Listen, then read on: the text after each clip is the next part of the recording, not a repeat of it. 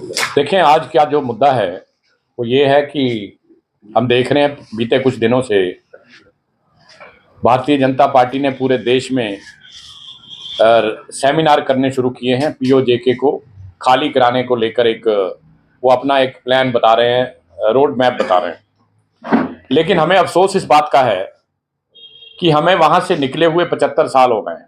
हम विस्थापित हैं। हमसे वायदा किया गया था कि आपको हम रिफ्यूजी स्टेटस नहीं देंगे, आपको आपकी प्रॉपर्टीज के मुआवजे नहीं देंगे जो वहां पार रह गई हैं, आपको घर वापस भेजेंगे खाली कराकर। कोई प्रयास नहीं हुए, ना डिप्लोमेटिक लेवल पर हुए, ना कभी फौजी कोई ऐसा जोर लगाया गया। हमारे पास तो बड़े सारे मौके थे, 65 था, 71 था, कारगिल की वार थी, हम चाहते इलाके को वापस ले सकते थे। मैं समझता हूं ये कोरी राजनीति हो रही है, कोरी राजनीति। अगर ईमानदारी के साथ पीओके के साथ इनका लगाव है भारतीय जनता पार्टी वालों का, तो ये मेरे इन 12 लाख लोगों की बात क्यों नहीं करते? उसमें एक शब्द नहीं आता उस पूरे सेमिनार के अंदर, उसमें एक बात तक नहीं होती उस पूरे सेमिनार के अंदर कि जनाब ये लोग आज कैंपों में क्यों रहते हैं इतने साल बीतने के बाद, ये लोग गरीबी रेखा से नीचे क्यों है 80% से जनता आज 75 साल बीतने के बाद भी। आप हमारी बात भी करिए ना। क्या आपको इलाके से प्यार है? कोई प्यार नहीं है, ना इलाके से प्यार है, ना लोगों से प्यार है।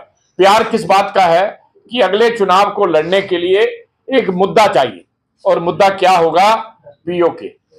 अगर आप पीओके को मुद्दा बनाना चाहते हो, हमें कोई एतराज नहीं, हमारा राजनीति से कोई लेना देना नहीं। लेकिन भाई साहब, पीओके को मुद्दा बनाना है तो पहले इन लोगों को तो मरहम लगाइए, इनकी मरहम पट्टी तो करिए। ये लोग जख्मी हालत में हैं, बुरी हालत में हैं, और आज इनका गुजारा नहीं हो रहा। ढाबे पर नौकरियां करते हैं, मजदूर हैं, ड्राइवर हैं, क्लीनर हैं। आप किसी रूट पर खड़े हो जाइए, गाड़ी रोकिएगा और ड्राइवर को पूछिएगा आप कौन हो, वो आपको बोलेगा मैं पीओजेके का विस्थापित। 75 साल बीतने के बाद भी इन कामों को कर कर गुजारा हमारे लोग करते हैं, कोई सहायता नहीं। और एक पैकेज जो 2014 में उमर अब्दुल्ला की सरकार से हमने पास करवाया था संघर्ष करके, उसको दिल्ली भेजा था मोदी सरकार के पास, आज तक उसका इंप्लीमेंटेशन नहीं हुआ। उस पर आप चर्चा नहीं करते, उस पर आप बात नहीं करते। कभी आपने, ये पहले देश के प्रधानमंत्री हैं जिन्होंने कभी हमें मिलने का मौका नहीं दिया। मैं चंद्रशेखर जी से लेकर इनसे पहले डॉक्टर मनमोहन सिंह जी तक जितने प्रधानमंत्री हुए हैं, चाहे वीपी सिंह थे, चाहे वो इंद्र कुमार गुजराल थे, देवेगौड़ा साहब थे, राजीव गांधी थे, जो भी रहे, सबसे हम मिले हैं, क्योंकि हमारा मुद्दा गृह मंत्रालय और देश के प्रधानमंत्री जो हैं उनके तक है। लेकिन ये पहले प्रधानमंत्री हैं जिन्होंने आज तक हमारे समुदाय के किसी भी व्यक्ति को मिलने का समय नहीं दिया। इनको छोड़िए, गृह मंत्री अमित शाह जी ने मौका नहीं दिया। हालांकि कोई ऐसे गृह मंत्री नहीं थे देश के जिन्होंने आज तक हमसे मुलाकात ना की हो।